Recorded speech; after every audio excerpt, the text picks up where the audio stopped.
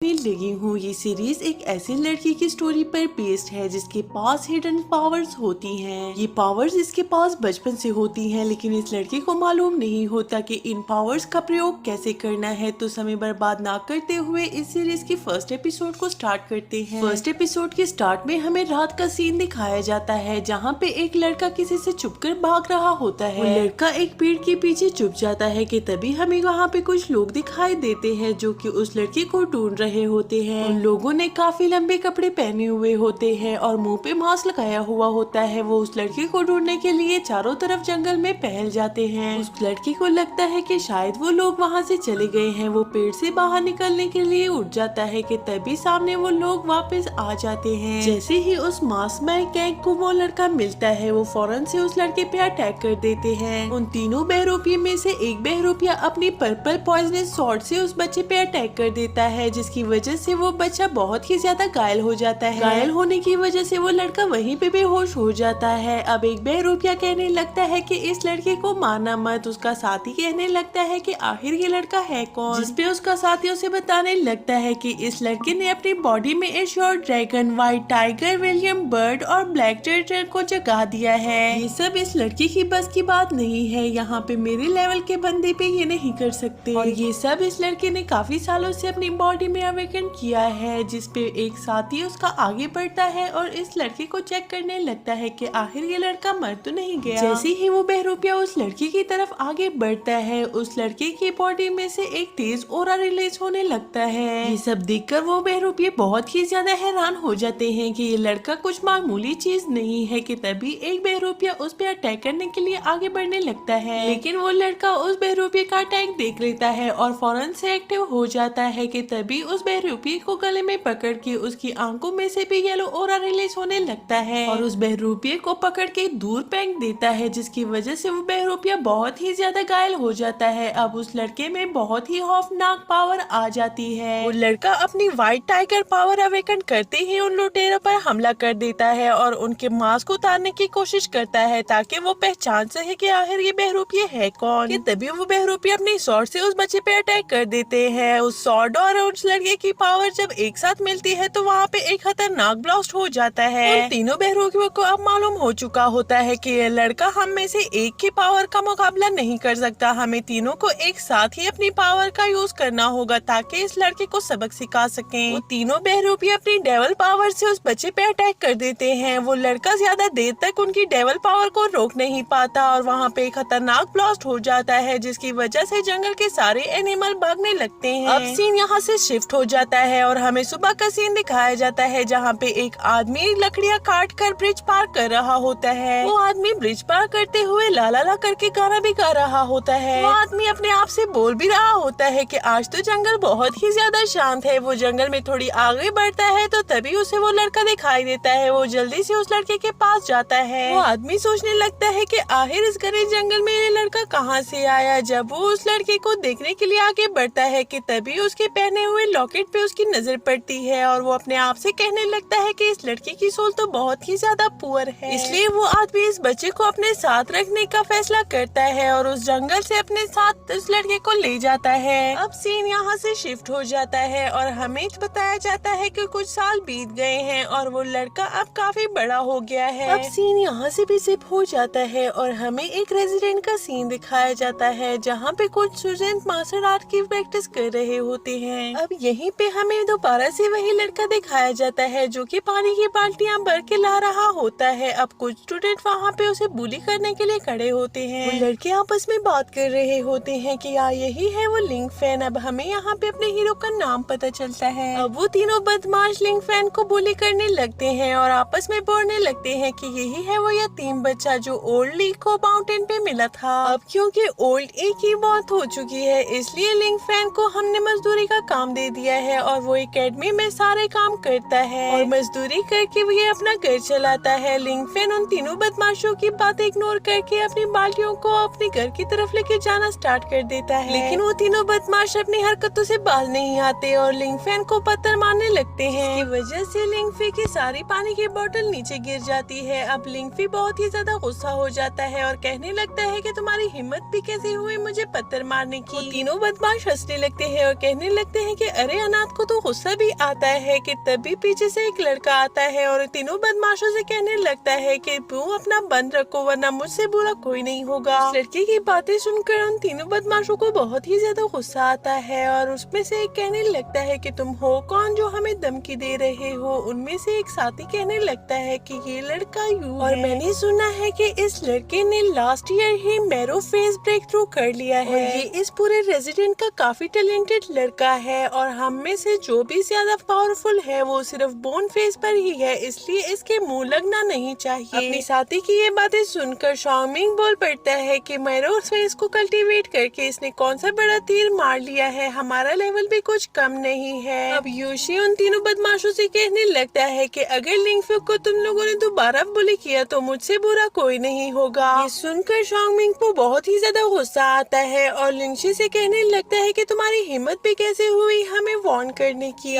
तुम अंधे हो, हम 3 हैं और तुम 1 हो, तुम हम पे हावी कैसे पड़ सकते हो। ये कहते ही उन चारों में फाइट स्टार्ट हो जाती है, लेकिन लिंगशी उन्हें पकड़ पकड़ के सीधा कर देता है और एक के बाद एक अटैक करके उनकी हड्डी पसली एक कर देता है। यूशी की पावर को देखकर वो तीनों बदमाश वहाँ से भागने लगते हैं। अब यूशी लिंगफी के पास आता है और उसके साथ उन बाल्टियों को उठाने में मदद करता है। लिंगफी यूशी का शुक्रिया अदा करता है और कहने लगता है कि तुमने मुझे उन तीनों बदमाशों से बचा लिया, जिस पे यूशी कहने लगता है कि अरे डरने की कोई बात नहीं है, तुम मुझसे कभी भी हेल्प मांग सकते हो। अब यूशी पानी से भरी हुई बाल्टियों को उठाता है और कहने लगता है कि ये बाल्टियां तो काफी हैवी हैं। तो तीनों अब घर की तरफ आगे बढ़ने लगते हैं। इसी के साथ हमारा सीन चेंज हो जाता है और हमें दोबारा से वो तीनों बदमाश दिखाए जाते हैं। अब हम देखते हैं कि शॉमी को बहुत ही ज्यादा गुस्सा आ रहा होता है और वो अपने साथियों से कह रहा होता है कि यूशी हमेशा ही लिंगफी पे नजर रखता है, इसलिए वो हमसे बच जाता है। ये सुनकर उसका साथी कहने लगता है कि क्यों ना लिंगफी को हम अपनी टीम में ले ले और उसके साथ मिलकर यूशी को सबक सिखाएं। ये सुनकर शॉमी गुस्सा हो जाता है और वो कहने लगता है कि क्या तुम जानते नहीं हो वो दोनों आपस में बेस्ट फ्रेंड है, वो एक दूसरे के खिलाफ नहीं जाएंगे। बस मुझे उस लम्हे का इंतजार है जब मेरा भाई वापस आएगा। वो 10 सिटी मेरे लिए मैरो पिल लेने गया है। जैसे ही मेरे बिग ब्रदर विलेज वापस आएंगे मैं इन दोनों को देख लूंगा। अब सीन यहाँ से जिप हो जाता है। अब यूशी और लिंगफी को हम देखते हैं जो कि यूशी के रूम की तरफ आगे बढ़ रहे होते हैं। अब हम यूशी को देखते हैं जो कि लिंगफी को कहने लगता है कि तुम मेरे बेड पे बैठ जाओ ताकि मैं अपनी एनर्जी तुम्हें ट्रांसफर कर सकूं। जिस पे लिंगफी कहने लगता है कि अगर तुम मुझ पे एनर्जी ना ट्रांसफर करो तो तुम और भी ज्यादा शक्तिशाली हो जाओगे। जिस पे यूशी कहने लगता है कि तुम एकदम चुप हो जाओ ताकि मेरी एनर्जी आराम से तुम में ट्रांसफर हो जाए और मेरी एनर्जी को फील करने की कोशिश करो और मुझे बताओ क्या तुम एमाइन एनर्जी को फील कर सकते हो कि नहीं। और मेरी बात ध्यान से सुनो, विलेज की एकेडमी में सबसे पहले यही टेस्ट किया जाता है कि ये स्टूडेंट आगे हमारी प्रोग्रेस कर पाएगा कि नहीं, लेकिन मैं तुम्हारा क्लोज फ्रेंड हूँ इसलिए मैं तुम्हारी मदद कर रहा हूँ। जिस पे लिंगफी कहने लगता है कि मैं जन्म से ही एम्बाइन एनर्जी को डिटेक्ट नहीं कर सकता, ना ही मैं किसी एकेडमी में एडमिशन ले सकता हूँ और ना ही ट्रेनिंग कर सकता हूँ। इतने साल बीत गए हैं अभी तक मैं कोई भी एनर्जी डिटेक्ट नहीं कर पाया, इसलिए मेरी बात मानो और अपनी एनर्जी मुझ पे वेस्ट ना करो। जिस पे यूशी कहने लगता है कि तुम मेरे बेस्ट फ्रेंड हो, मैं तुम्हें हर रोज बुली हुए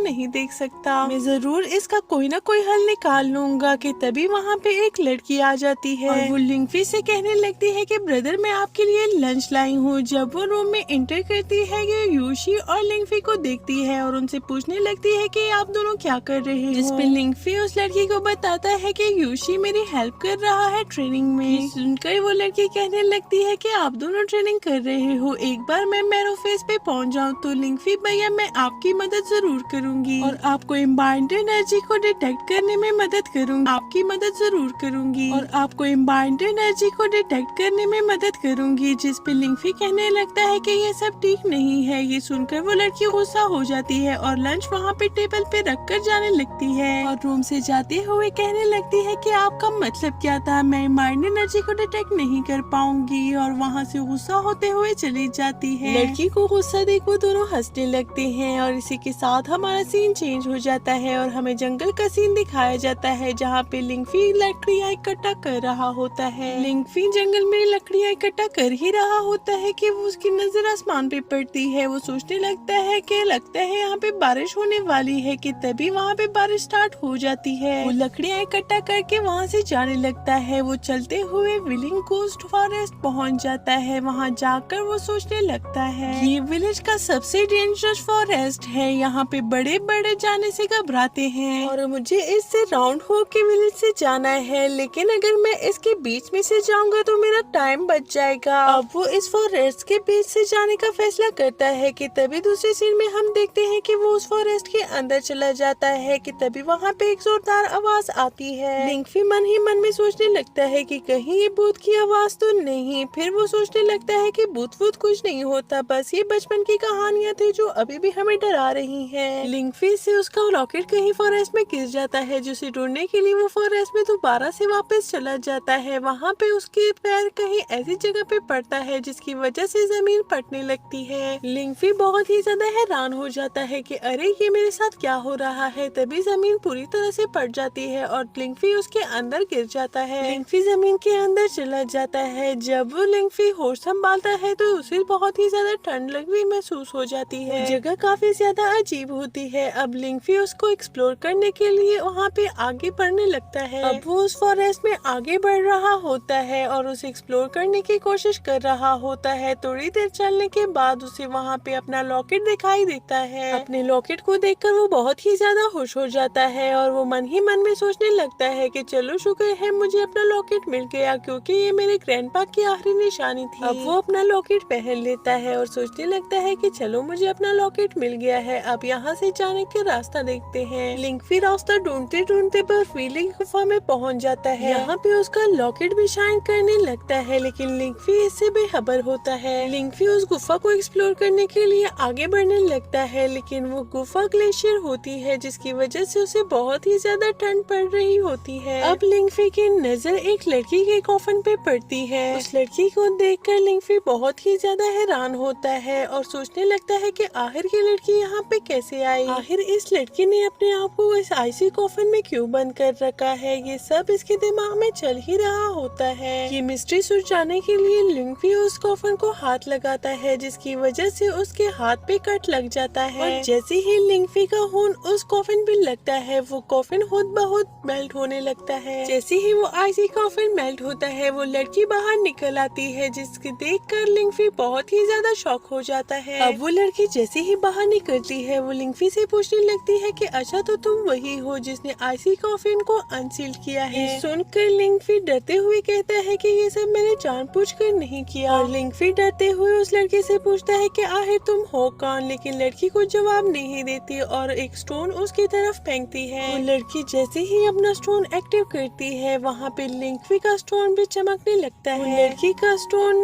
लिंकफी के स्टोन के गिर्द घूमने लगता है और काफी देर के बाद वो एक दूसरे के साथ मर्ज हो जाते हैं। ये देखकर लिंकफी बहुत ही ज्यादा शॉक होता है कि आखिर मेरा स्टोन इस लड़की के स्टोन के साथ कैसे मर्ज हो गया। अब वो लड़की उस मर्ज स्टोन को लिंकफी को खाने को बोलती है, लेकिन लिंकफी नहीं मानता, जिसकी वजह से वो लड़की उसे पकड़कर जबरदस्ती खिला देती है। अब हम देखते हैं कि लिंकफी की बॉडी से लाइट निकलने लगती है, जिसे देखकर लिंकफी उस लड़की से पूछने लगता है कि आखिर तुमने मेरे साथ ऐसा क्यों किया, क्या तुम मुझे मारना चाहती हो। वो लड़की कुछ भी नहीं बोलती। अब हम लिंकफी को देखते हैं जिसको बहुत ही ज्यादा पेन हो रहा होता है। वो लड़की लिंकफी से कहने लगती है कि जागने की कोशिश करो, जिसपे लिंकफी कहने लगता है कि आखिर मैंने तुम्हारा क्या बिगाड़ा है, मैंने तुम्हारी जान बचाई और तुम मेरे साथ ऐसा कर रही हो, काश मैं यहाँ पे आया ही ना होता। अब वो लड़की लिंकफी की तरफ हाथ बढ़ाने लगती है, जिसपे लिंकफी कहने लगता है कि मुझे हाथ मत लगाना, इससे जितनी तुम मुझे तकलीफ दे रही हो इससे अच्छा तुम मुझे मार डालो। अब वो लड़की कुछ मैजिक करती है जिसकी वजह से लिंकफी का एक भयानक चेहरा हमारे सामने आता है। अब लिंकफी को देखकर वो लड़की मुस्कुराने लगती है और कहने लगती है कि शायद सब कुछ डेस्टिनेशन ने तय किया हुआ है। अब वो लड़की लिंकफी के ऊपर अपना हाथ रखती है, जिसकी वजह से लिंकफी की बॉडी में से बहुत ही तेज ऑरा रिलीज होने लगता है। कुछ देर ये तकलीफ बर्दाश्त करने के बाद लिंकफी को होश आता है और वो कहने लगता है कि क्या तुमने मुझे बचा लिया। वो लड़की अब भी कुछ नहीं बोलती। अब वो लिंकफी की चेस्ट पर हाथ लगती है, जिसकी वजह से लिंकफी को एक सपना आता है। लिंकफी को ऐसे लग रहा होता है जैसे वो पानी में डूब रहा हो और वो जैसे बेहोश हो। थोड़ी देर पानी में डूबने के बाद उसे होश आता है और वो अपनी आंखें खोल लेता है और वो पानी में तैरना स्टार्ट कर देता है। अब वो अपने सपने में अपने आप से ही मिल लेता है, जो कि बहुत ही ज्यादा भयानक चेहरा रहा होता है, जिसे देखकर लिंकफी डर जाता है। अब लिंकफी का सपना टूट जाता है और वो अपनी आंखें खोलता है तो दोबारा वो ग्लेशियर गुफा में ही होता है। जब वो देखता है वहाँ पे एक लड़की नहीं होती। लिंकफी उस लड़की को आवाज लगाता है लेकिन वो लड़की वहाँ पे नहीं होती। लिंकफी सोचने लगता है कि आखिर ये सब मेरे साथ हो क्या रहा है, क्या मैं ये सब सपना देख रहा था या रियल था, मुझे तो ये भी नहीं मालूम। चलो जो भी हुआ अच्छे के लिए हुआ। अब मुझे यहाँ इस गुफा से निकलने का रास्ता ढूंढना होगा। लिंकफी उस ग्लेशियर गुफा से बाहर निकल आता है। अब वो एक शाख को पकड़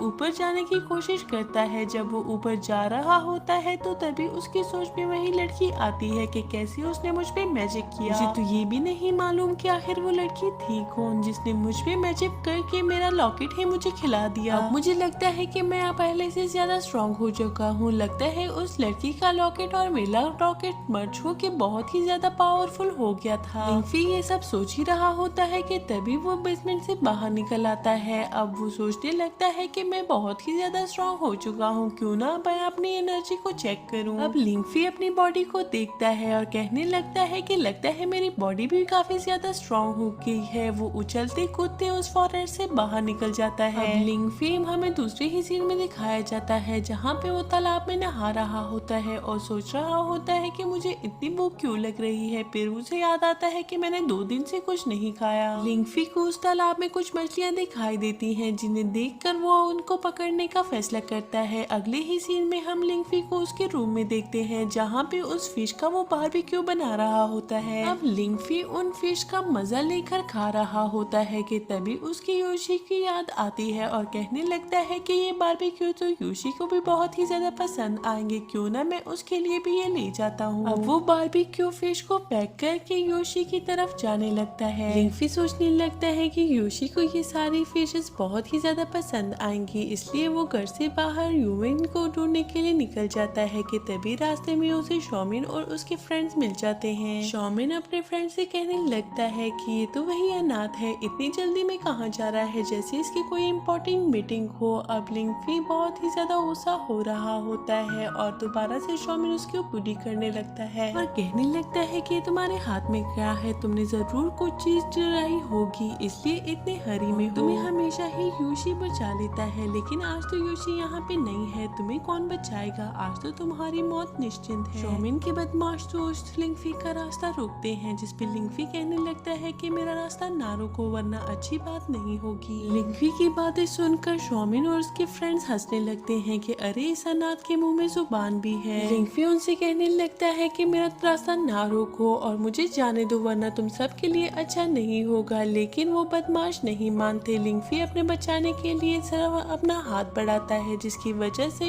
शॉमिन का एक फ्रेंड दूर जाके गिर जाता है। ये सब देखकर शॉमिन के दूसरे फ्रेंड्स को बहुत ही ज्यादा गुस्सा आता है और कहने लगते हैं कि तुम्हारी हिम्मत भी कैसे हुई हमारे फ्रेंड को हर्ट करने की, अब तुम्हारी हैर नहीं, अब तुम्हारी हड्डी पसली हम एक कर देंगे। और इसी के साथ ही शॉमिन का दूसरा फ्रेंड भी उस पर अटैक कर देता है, लेकिन जैसे ही वो पंच मारना चाहता है वो सोच रहा होता है कि इससे तो लिंकफी का मुंह टूट जाएगा, लेकिन लिंकफी उसका अटैक आराम से रोक लेता है। लिंकफी उस बदमाश का पंच आराम से रोक लेता है और उसके हाथ को मरोड़ कर दूर फेंक देता है, जिसे देखकर शॉमिन को बहुत ही ज्यादा गुस्सा आता है और सोचने लगता है कि आखिर इस नालायक लिंकफी के पास इतनी स्ट्रॉन्ग पावर कैसे आ गई। शॉमिन अपने फ्रेंड से कहने लगता है कि इसे जाने दो, हम इसे फिर देख लेंगे, जिस पे लिंकफी कहने लगता है कि मैंने कहा था ना कि मेरा रास्ता ना रोको वरना तुम सब के लिए अच्छा नहीं होगा। अब लिंकफी वहाँ से जाने लगता है। शॉमिन और उसके साथ ही बहुत ही ज्यादा परेशान हो जाते हैं कि आखिर इसने 2 दिन में ऐसा क्या किया है जो इतना स्ट्रॉन्ग हो गया है। और हम लिंकफी को देखते हैं। अब लिंकफी लूफाई के घर पहुँचता है, जहाँ पे वो लूफाई को कहता है कि देखो मैं तुम्हारे लिए क्या लाया हूँ, और लूफाई अपने घर में गार्डनिंग कर रही होती है। मैगी लूफी को अपने घर देखकर बहुत ही ज्यादा खुश हो जाती है और कहने लगती है कि मास्टर आप यहाँ, जिस पे लूफी कहने लगता है कि देखो मैं तुम्हारे लिए क्या लाया हूँ, grilled fish. Maggi grilled fish को देखकर बहुत ही ज्यादा खुश हो जाती है और मास्टर का शुक्रिया अदा करती है और कहने लगती है कि ग्रिल्ड फिश तो मेरे फेवरेट है, और वो जल्दी से फिश को खाने लगती है। अब मैगी फिश को देखकर कहने लगती है कि अरे मास्टर मैं तो भूल ही गई कि मैं आपको घर के अंदर इनवाइट करूं, क्या आप मेरे साथ अंदर चाय पीना पसंद करोगे। जिसपे मास्टर कहने लगता है कि नहीं मुझे देर हो रही है, मुझे अब यहाँ से जाना होगा। जिसपे मैगी कहने लगती है कि चले ठीक है। इसी के साथ हमारा सीन चेंज हो जाता है और हमें लुंगफी के रूम का सीन दिखाया जाता है जहाँ पे लुंगफी सो रहा होता है। लुंगफी को भयानक सपना आ रहा होता है और वो दोबारा से अपने आप को भयानक रूप में देखता है जहाँ पे शोमिन और उसके फ्रेंड्स उसे बुली कर रहे होते हैं और उसे वहाँ पे बहुत ही ज्यादा गुस्सा आ रहा होता है। लुंगफी डर जाता है और उसकी नींद टूट जाती है कि तभी वहाँ पे योशी आ जाता है और कहने लगता है कि लुंगफी क्या तुम ठीक हो। इससे पहले कि लुंगफी कुछ बोले योशी कहने लगता है कि मैंने सुना है कि तूने मिंगची के फ्रेंड्स और उसे सबक सिखाया है और उनकी हड्डी पसली एक कर दी है। लगता है कि जो एनर्जी मैं तुम पे ट्रांसफर कर रहा हूँ वो वर्क कर रही है। मैंने कभी नहीं सोचा था कि तुम अकेली ही सब कुछ हैंडल कर लोगी, वो भी मेरे बगैर, लेकिन ये मेरे लिए खुशी की बात है कि जो एनर्जी मैं तुम में ट्रांसफर कर रहा हूँ वे वेस्ट नहीं जा रही। अब हम दोनों को और ज्यादा कल्टीवेशन करनी होगी ताकि मैं तुम्हें और एनर्जी ट्रांसफर कर सकूं और तुम और ज्यादा स्ट्रांग हो सको। इसी के साथ ये पार्ट एंड हो जाता है। अगले पार्ट के लिए मुझे सब्सक्राइब करना ना भूलें और कमेंट बॉक्स में जरूर बताएं कि मुझे ये सीरीज कंटिन्यू रखनी चाहिए नहीं।